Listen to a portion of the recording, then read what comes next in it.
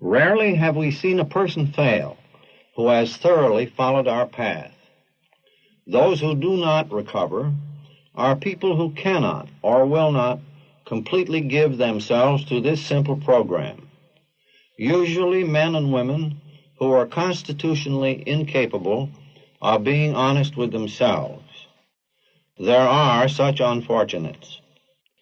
They are not at fault. They seem to have been born that way.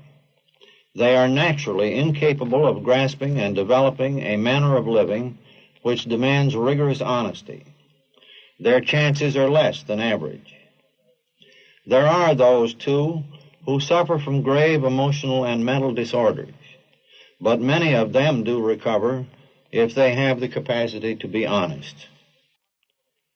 Our stories disclose, in a general way, what we used to be like, what happened, and what we are like now.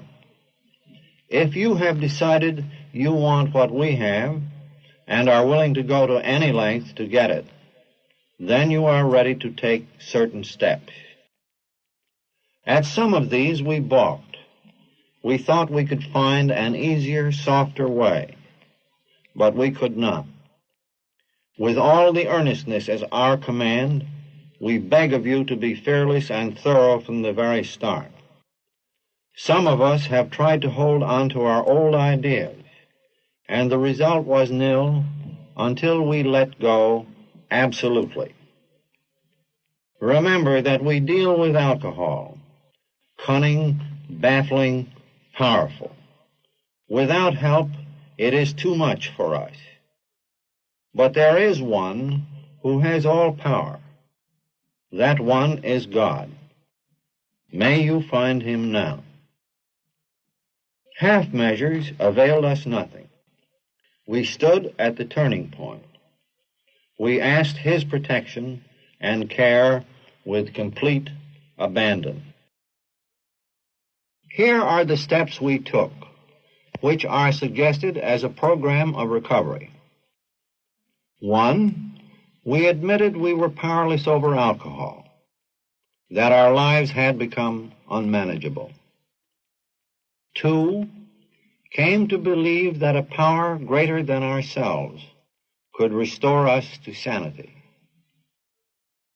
3, made a decision to turn our will and our lives over to the care of God as we understood him. 4, made a searching and fearless moral inventory of ourselves. 5, admitted to God, to ourselves, and to another human being the exact nature of our wrongs. 6, were entirely ready to have God remove all these defects of character. 7, humbly asked him to remove our shortcomings.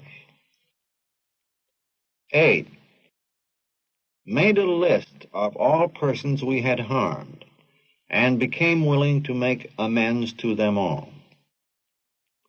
9, made direct amends to such people whenever possible, except when to do so would injure them or others.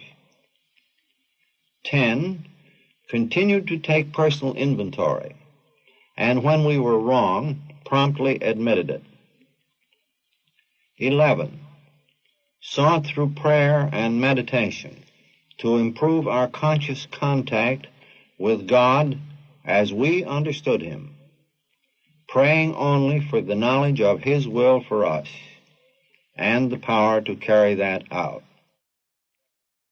12, having had a spiritual awakening as the result of these steps, we tried to carry this message to alcoholics and to practice these principles in all our affairs.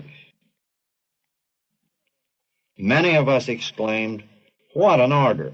I can't go through with it." Do not be discouraged. No one among us has been able to maintain anything like perfect adherence to these principles. We are not saints. The point is that we are willing to grow along spiritual lines. The principles we have set down are guides to progress. We claim spiritual progress rather than spiritual perfection.